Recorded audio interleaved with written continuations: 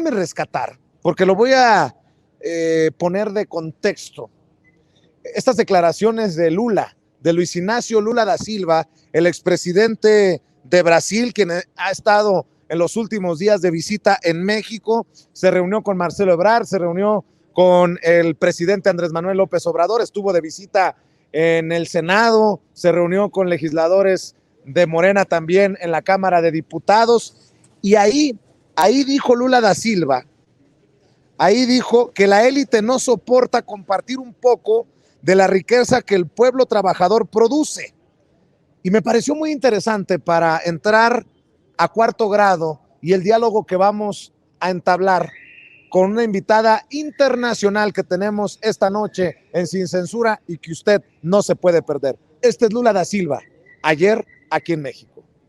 Y aquí ustedes han descubierto esto también, porque la política de inclusión social que se está haciendo aquí y la que hicimos en Brasil, y es por eso que dieron un impeachment en Dilma, porque la élite no soporta compartir un poco de la riqueza que el pueblo trabajador produce.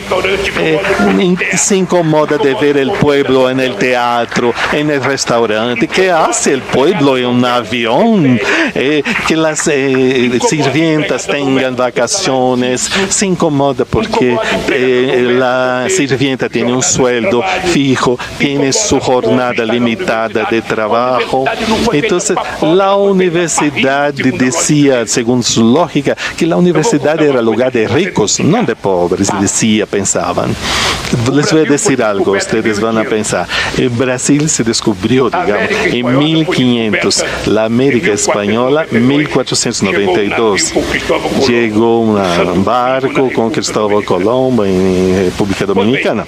Entonces, en 1554, 62 años después del descubrimiento, Perú ya tenía su primera universidad que tenía hasta hoy, que es la Universidad San Marcos. Brasil solo empezó a ter su primera universidad en 1920, 420 años después. Y esto demuestra que los portugueses no tenían interés en que los brasileños fueran alfabetizados, que aprendieran la historia. Solo los hijos de las élites podían ir a Europa. Y el pobre que nació para ser esclavo. Y entonces, por esto, 350 años tuvimos de esclavitud. Brasil fue el último país a abolir la esclavitud y a conquistar el derecho de voto. Esto explica el atraso a que estamos todavía sometidos. Y entonces, las declaraciones de Lula da Silva en México de visita. Y yo pregunto, ¿será que a la élite le molesta que el mexicano, la mexicana de a pie pueda pagar un aire acondicionado, una calefacción o más aún, que pueda gozar de electricidad en donde vive? ¿Será por eso que la élite en México ha buscado pagar menos que el mexicano trabajador, que el mexicano obrero? Y si no me cree, ahí está el caso del Diablo Fernández y los Oxxo, que ahora usan Oxxo para mover su narrativa en las mismísimas tiendas, Pero bueno, vamos a cuarto grado. Hoy tenemos una invitada internacional.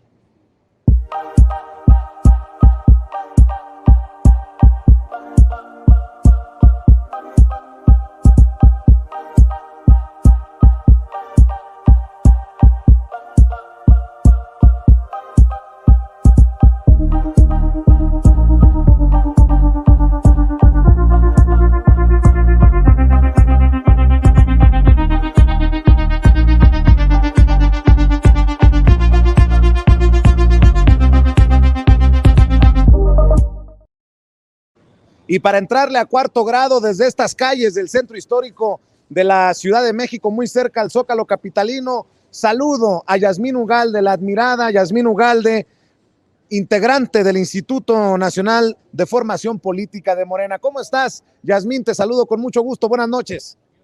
Hola Vicente, buenas noches. ¿Qué tal a ti y a tu auditorio el día de hoy? Aquí muy contenta acompañándoles. Claro que sí, y cómo no, pues si tenemos una invitada especial, una invitada internacional para hablar sobre el Foro Internacional del Fracaso de la Privatización Eléctrica a nivel mundial hacia la soberanía energética de México. Y para entrarle a cuarto grado, déjeme presentar a la expresidenta de la Asamblea Nacional de Ecuador, originaria de aquel país, inicia en la vida política desde muy temprana edad, lo cual le ha permitido ser seleccionada por el pueblo a distintos cargos. Con tan solo 19 años de edad fue concejal de su cantón, Otavalo, luego vicealcaldesa y posteriormente viceprefecta y gobernadora de su provincia. Al norte de Ecuador, también fue elegida como la primera mujer presidenta de la Asamblea Nacional de Ecuador, donde ejerció durante 2 periodos consecutivos, 2013-2015 y 2015 a 2017. Le agradezco a Gabriela Rivadeneira Burbano, expresidenta de la Asamblea Nacional de Ecuador, que se enlace con nosotros para hablar sin censura. Gabriela, muchas gracias por acompañarnos. Es un honor. Muchas gracias y saludos hasta donde te encuentres. Muchísimas gracias, un abrazo muy, muy fuerte a ustedes en esta noche. Además, en momentos especialísimos para México, para la Cuarta Transformación, para esta segunda ola progresista en toda nuestra región. Así que estar aquí en este programa sin censura para mí es un placer realmente poder compartir con ustedes. Muchas gracias a ustedes por la invitación. Gabriela, ¿en qué momento histórico estamos en la región con un López Obrador que asume un papel regional, con un Rafael Correa que sigue sin callarse, con un Lula da Silva que parece encaminarse a la victoria y muchos esperamos que así sea en Brasil y que se acabe la pesadilla de Bolsonaro, con un Bolivia también virado a la izquierda desde Evo Morales y ahora con Lucho? ¿Cómo ve este momento histórico en Latinoamérica? Sin duda alguna estamos en un momento de reestructuración continental. Digamos que después de la primera década del siglo XXI, donde 13 de 18 países fueron gobernados bajo esta lógica o esta tendencia de izquierda progresista, donde además se rompió muchísimos mitos, y uno de esos mitos era justamente que la izquierda no podía gobernar, y nos habían convencido durante décadas que la izquierda no podía gobernar, pues demostramos realmente que los procesos transformadores, los procesos de profundas revoluciones o reformas revolucionarias realmente mejoraron la condición de vida del sur del continente particularmente. Y la importancia de esta segunda ola y en qué momento estamos es que justamente que después de terminada esa primera década del siglo XXI, ya la derecha, que había ganado ciertas elecciones en diferentes países, que había ratificado, digamos, un sistema neoliberal a través del ejercicio de sus gobiernos. Hablamos de Duque, Macri, Piñera, la dictadura de Áñez, Moreno en Ecuador, entre otros, pues nos dijeron prácticamente que ya el progresismo tenía que cerrar la lámpara y que había el fin del ciclo progresista.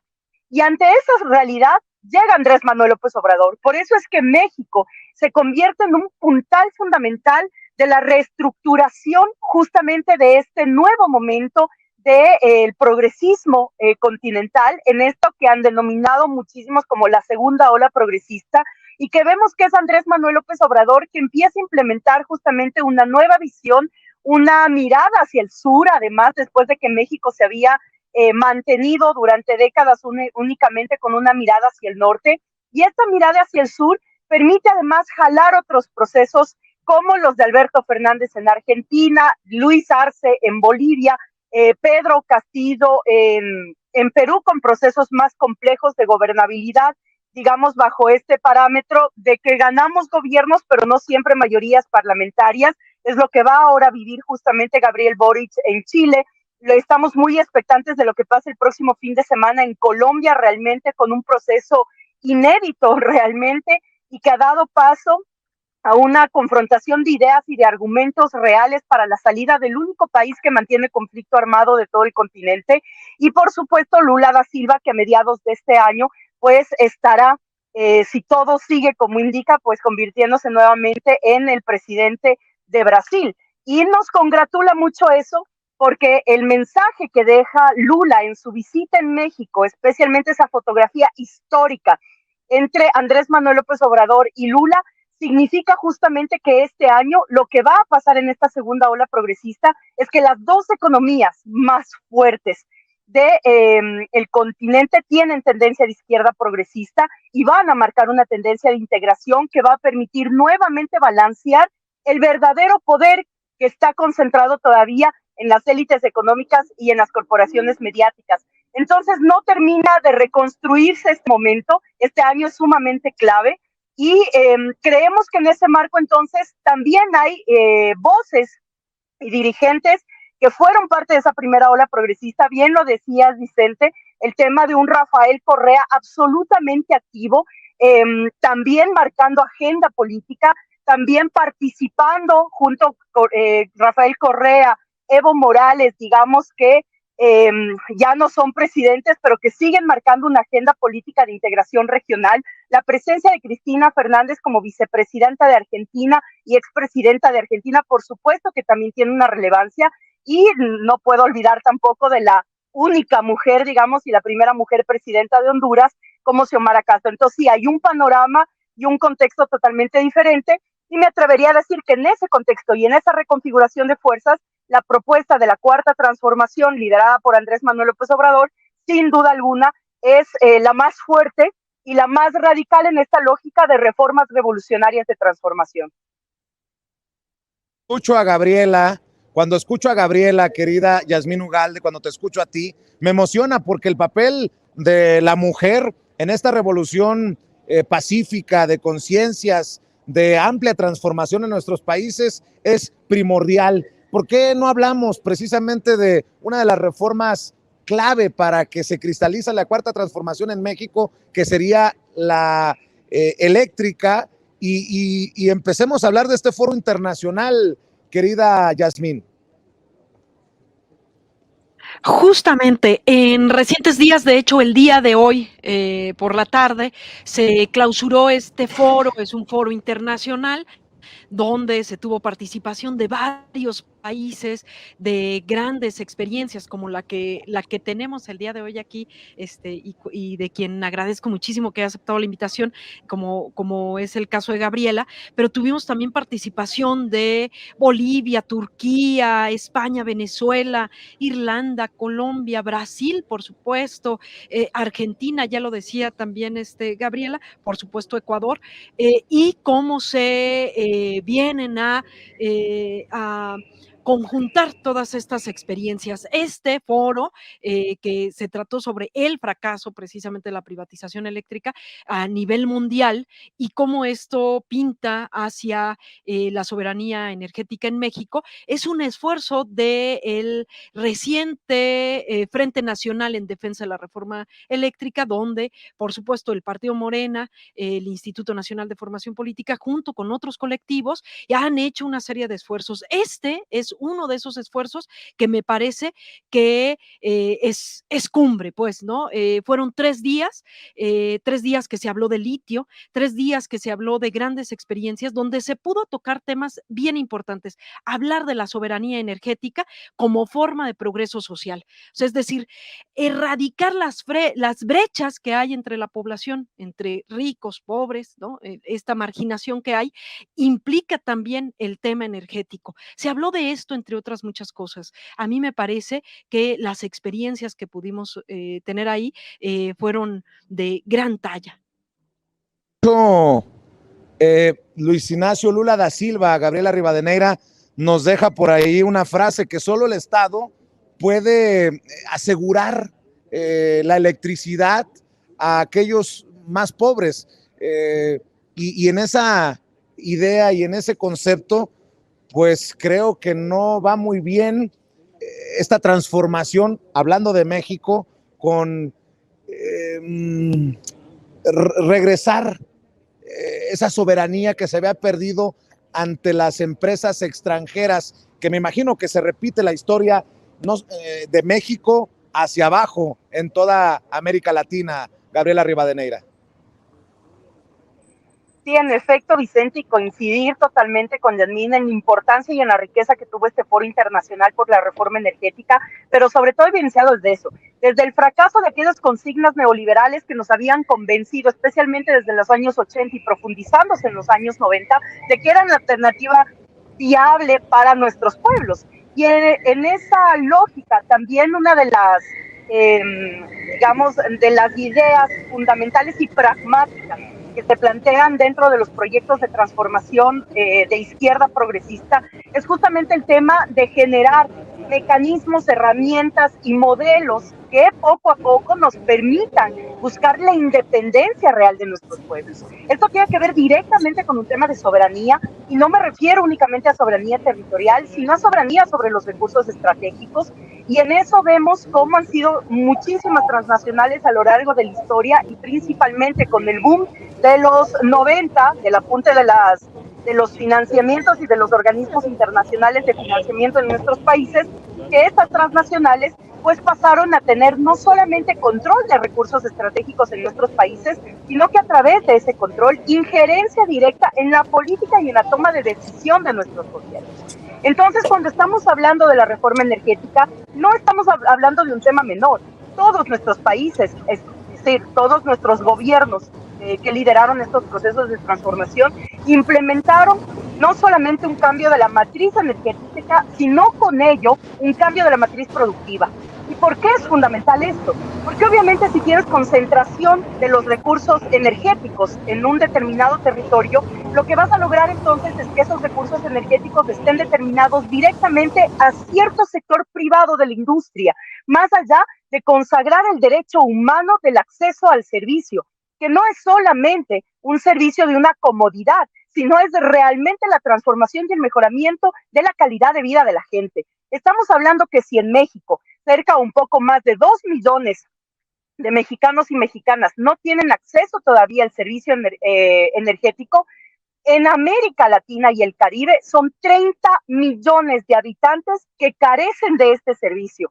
En esa lógica, entonces, lo que se plantea es la necesidad de que la integración regional y la oportunidad que tenemos en este nuevo momento integracionista es que realmente se puedan convertir, o más bien dicho, potenciar 5 zonas que han sido determinadas como corredores energéticos que puedan compartir esta visión del cambio de la matriz energética para el cambio de la matriz productiva, y con ello la sustitución de importaciones que juega un rol fundamental dentro de los modelos económicos de nuestros países. Y estamos hablando ahí de la potencia que tiene Brasil. Incluso ahí uno de los corredores que se establece es justamente Venezuela y Brasil. Otro está entre los países andinos, Colombia, Ecuador, Perú, Bolivia. Otro tiene que ver justamente con la interrelación de Argentina y Chile, pero otro es fundamental y es el liderado justamente por México con Centroamérica, a través justamente de Guatemala y de Belice. Entonces, estos son polos que no podemos dejarlos de tomar en cuenta cuando estamos hablando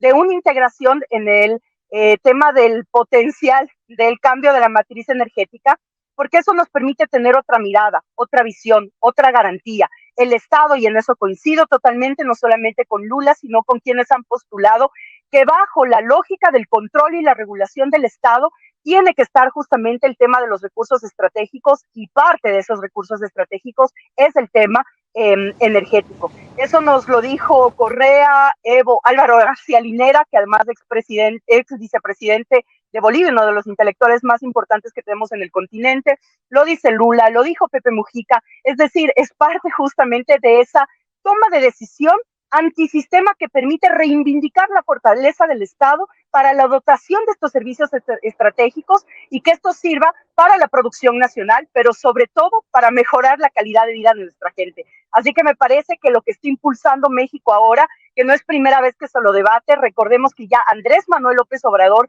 planteó justamente el tema de la consigna nacional de la reforma energética ya en el 2012, cuando justamente planteaba el nacimiento de el partido o el movimiento Regeneración Nacional, justamente como una apuesta real para marcar esa polarización entre los sistemas, un sistema de acumulación que ha sido nefasto con la mayoría de la población mexicana y con la mayoría de la población en el continente, y la posibilidad de contrastar con procesos soberanos, con procesos donde los estados fuertes garanticen derechos para la gente y donde podemos marcar otro modelo económico que es posible. Ya lo hicimos, se marcó el inicio de esta ruta en la parte sur y creemos que ahora esos procesos han sido retomados y que están siendo fortalecidos y mucho más, y por eso insisto mucho en la importancia que tiene México, no solamente en este tema del ejemplo o la lucha frente a estos temas estructurales del sistema, sino y sobre todo porque esto va jalando un debate internacional e integracionista. Gabriela Rivadeneira, Yasmín Ugalde, solo ante el fracaso de la privatización eléctrica a nivel mundial que se propone en el foro que nos ocupa esta noche en Cuarto Grado, se entendería también la negativa de empresas como Iberdrola o como los propios OXXO a participar en los foros del Parlamento Abierto de la Reforma Eléctrica, que estuvieron ahí para que participaran y no les interesó o no quisieron participar, y eso incluye también a los voceros de esos intereses, muchas veces, como le llamo yo, inconfesables, Yasmín. Justamente, fíjate que una de las cosas que se mencionó, sobre todo en la inauguración de este foro, con la participación de Rafael Barajas el Fisgón, fue precisamente esto, ¿no? O sea, ¿dónde están los opositores? No solamente del gobierno que encabeza Andrés Manuel López Obrador, sino los opositores a esta reforma eléctrica. Se les han acabado los argumentos. A mí me parece particular lo que ocurrió en este foro porque viene a desmontar esta idea de que no es un berrinche de Andrés Manuel, que no es una idea fugaz que se le ocurrió, sino es un proyecto de nación que trasciende las fronteras y que tiene que ver con este derecho que insistimos mucho aquí, este derecho básico humano, que tiene que rebasarse el tema de poder acceder a esta lucha que sea los energéticos gestionados de manera igualitaria desde el Estado. Es decir, esta lucha que ha tenido el Movimiento de Regeneración Nacional junto con otros, que ahora está empujando desde la reforma. A mí me parece algo singular de rescatar. Escucho a Gabriela, así como la escuché a ella, escuchamos muchas personalidades de distintos países que nos van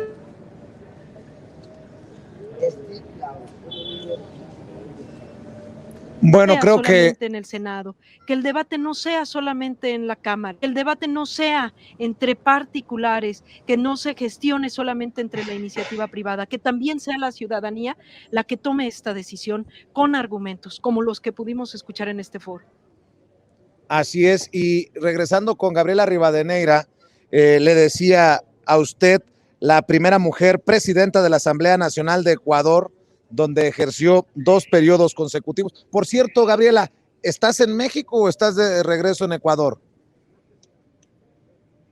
Vicente, agradecida porque seguimos aquí en México, somos parte justamente de ese grupo de ex colaboradores del gobierno de Rafael Correa, que fuimos absolutamente agredidos y judicializados en el gobierno de Moreno, y que ahora se mantiene justamente esta lógica de persecución en el gobierno del banquero, el presidente Guillermo Lazo, quien es ahora el que está al frente de la presidencia ecuatoriana. Así que estamos aquí en Ciudad de México, tratando justamente de seguir profundizando estos debates de la transformación.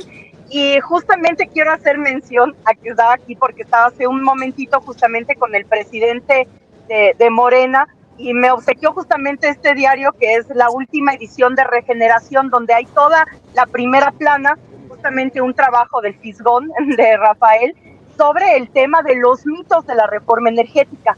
Y esto lo menciono justamente por un tema de lo que mencionaba Yasmín hace un momento.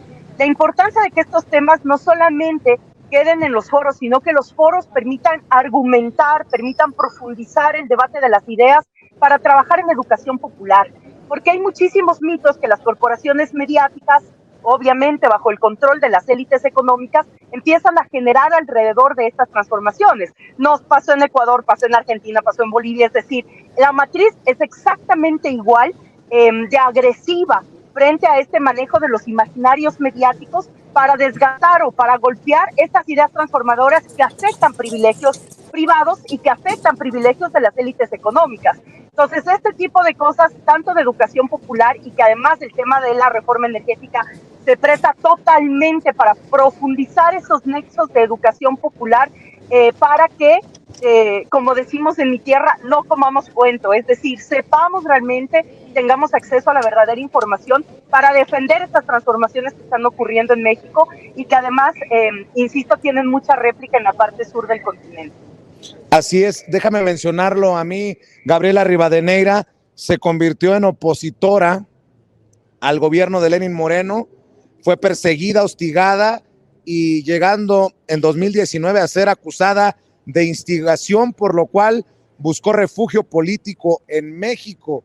Y pues, ¿qué decir con la preparación y el compromiso social que se te conoce, Gabriela? Más que bienvenida en nuestro país. Y menciono algo de tu trayectoria porque recuerdo de las últimas visitas de Rafael Correa que en algunas entrevistas dejó claro que mucho de lo que se mueve contra un gobierno que busca la transformación es a través de los medios de comunicación vendidos a las corporaciones, los medios de comunicación contra los que hemos luchado desde espacios humildes, pero comprometidos con la verdad, como sin censura, esos que pueden tener los grandes presupuestos, pero que creo que han ido perdiendo las grandes audiencias. Y definitivamente en esta lucha rumbo a la votación en el Congreso de México de la reforma eléctrica, hemos visto campañas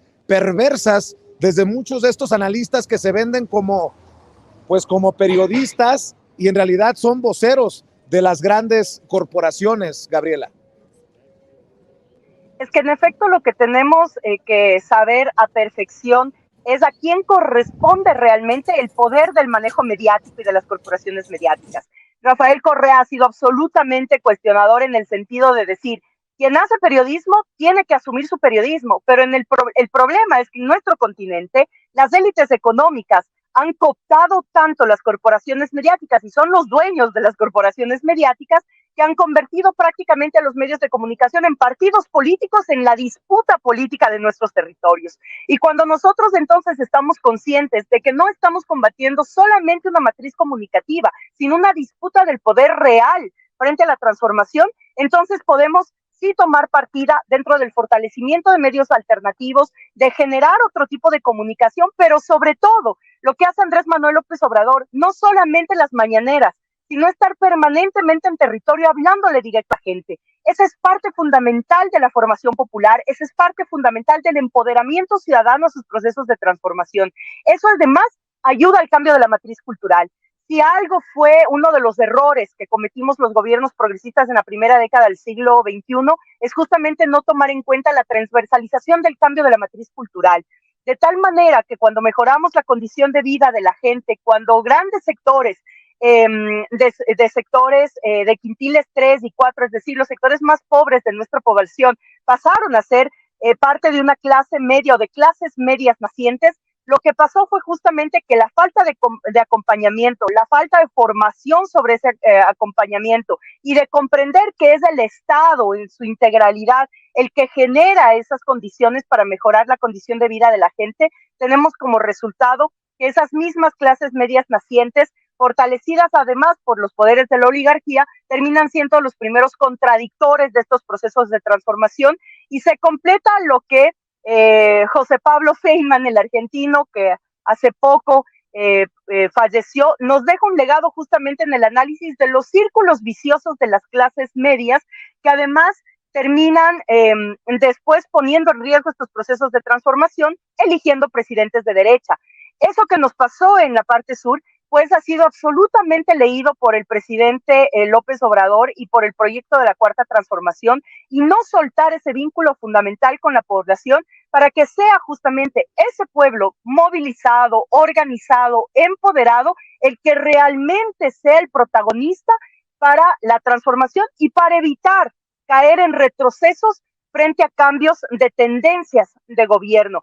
Es realmente la disputa del poder y eso es lo que creo debe seguir siendo uno de nuestros principales objetivos y sobre todo esta movilización permanente que debemos tener alrededor de la generación de la conciencia, del empoderamiento y el cambio de una conciencia ciudadana real. Si me permiten pedirles un último favor para la audiencia de Sin Censura, cerremos con una reflexión tuya, Yasmín, una reflexión tuya, Gabriela. Yasmín Ugalde, ¿con qué cerrarías este cuarto grado? Me recordó escuchar ahorita a Gabriela, precisamente, ¿no? Desde el Movimiento de Regeneración Nacional insistimos en que cada uno de los ciudadanos son el protagonista del cambio verdadero. Así se nombra, de hecho, en los documentos básicos del Partido de Regeneración Nacional, y lo hemos insistido aquí, haciendo cada quien lo que nos corresponde. También como ciudadanía organizada tenemos un papel fundamental haciendo precisamente esta revolución de las conciencias. Por último, para despedirme, aparte de agradecerles el espacio, agradecer la compañía de Gabriela, invitar a todas, a todos, a que puedan echarle un ojo lo que ocurrió en este foro. Fueron 7 mesas, fue también la proyección de un documental, La Revolución del Litio, y estos 7 momentos, y junto con el documental, lo podrán encontrar en las plataformas del Instituto Nacional de Formación Política, en Facebook, en YouTube. Sobre periodismo, precisamente sobre el papel de los medios de comunicación. No sé si mis compañeros tengan el audio que he compartido hablando de foros en los que uno de los periodistas, analistas, columnistas que mueven muchos de los temas que golpean a la Cuarta Transformación y los temas que mueve o que quiere mover el presidente Andrés Manuel López Obrador, dice que hay una persecución desde presidencia. Ya que estamos hablando de esto, no sé si los compañeros lo tengan. Bueno, después de despedir cuarto grado, se lo muestro a la audiencia de Sin Censura. Raimundo Rivapalacio, en este foro del Financiero, Prensa y Poder en tiempos de conflicto, asegura que desde presidencia han pedido despedir periodistas, y cuando le piden pruebas, ahí es donde, como decimos en el pueblo, la burra tumba a Genaro. Gabriela Rivadeneira, ¿con qué reflexión cerramos esta noche? Agradeciéndole que nos acompañe a Sin Censura y ojalá que se repita esta oportunidad de intercambiar opiniones y comentarios. Encantada siempre y muy agradecida, Vicente. Encantada de compartir con Yasmín también este espacio. Me sumo a la invitación de Yasmín de que puedan revisar justamente los contenidos de este foro internacional, donde se profundizó muchísimo sobre el tema del sistema. Yo hago énfasis en esto porque los recursos estratégicos, el energético, recursos naturales, entre otros, y principalmente nuestra región que tiene vastos recursos naturales, las reservas más grandes de petróleo, de litio, que estamos en el top 10 de minas de oro, plata, cobre, reservas de agua dulce, entre otras, es una región en disputa justamente porque significa el juego de la geopolítica y de la geoeconomía. Y cuando nosotros podemos revisar lo importante que es tener la claridad de que no somos unas islas, de que no es solo México, la reforma energética de México, que no es solo la lucha del litio en Bolivia, sino que es un tema, es un tema es un tema de dignidad para nuestros pueblos. Entonces solo ahí podemos integrarnos realmente y poder mirar al sur. Yo les invito a todas y todos ustedes a que no dejemos de mirar al sur y que sepamos que ahora más que nunca México juega ese rol fundamental para volvernos a la conciencia, para volvernos a la transformación, a las ideas movilizadoras y sobre todo una disputa real de que para nosotros debe ser una prioridad, que es la disputa de las ideas, de los argumentos y de las propuestas. Yo les dejo un gran abrazo, gracias a Sin Censura, gracias Vicente por la invitación, y bueno, que viva México, que no nos olvidemos de que la reforma energética es fundamental, pero que además también tenemos un compromiso a inicios de abril, y es justamente para reivindicar un sistema de democracia real y cada vez más participativo, cada vez, como dice Álvaro García Linera, cada vez una democracia más plebeya que puede equilibrar las grandes falencias de la democracia liberal. Así que esa ratificación del presidente López Obrador en las urnas, la reforma energética y todos los procesos que se están gestando en México, pues que sigan adelante y que sigan motivándonos al sur para saber que la transformación es posible. Gracias a ustedes. Gracias, Gabriela Rivadeneira. Gracias, querida Yasmín Ugalde. Nos vemos muy pronto en otro cuarto grado el próximo viernes. Por lo pronto, muy buenas noches. Cuídense. Gracias. Y bueno, amigos, amigas, regresamos en breve. Pero mientras seguimos hablando sin pelos en la lengua, sin censura, usted puede suscribirse a nuestros 3 principales canales en YouTube. Sin Censura Media, en donde tenemos más de 1,600,000 suscriptores. Sin Censura TV, en donde tenemos más de 1 millón de suscriptores. Y en Sin Censura Presenta, en donde queremos llegar muy pronto a los 100,000 suscriptores. Si usted ya está inscrito en Sin Censura Media, suscríbase en Sin Censura TV. Si ya está suscrito en Sin Censura TV y Sin Censura Media, suscríbase a Sin Censura Presenta. Recuerde que es gratis, no tiene que sacar un solo centavo de su bolsillo para apoyarnos. Dele clic en la campanita para que los señores y señoras de YouTube envíen las notificaciones cuando estemos transmitiendo en vivo y en directo o estemos subiendo videos. También nos puede seguir en Twitter en @Vicente Serrano y hasta en Instagram. Ojo, también estamos en Instagram. Son nuestras redes sociales y con el apoyo de ustedes seguimos creciendo, porque con ustedes todo, sin ustedes nada.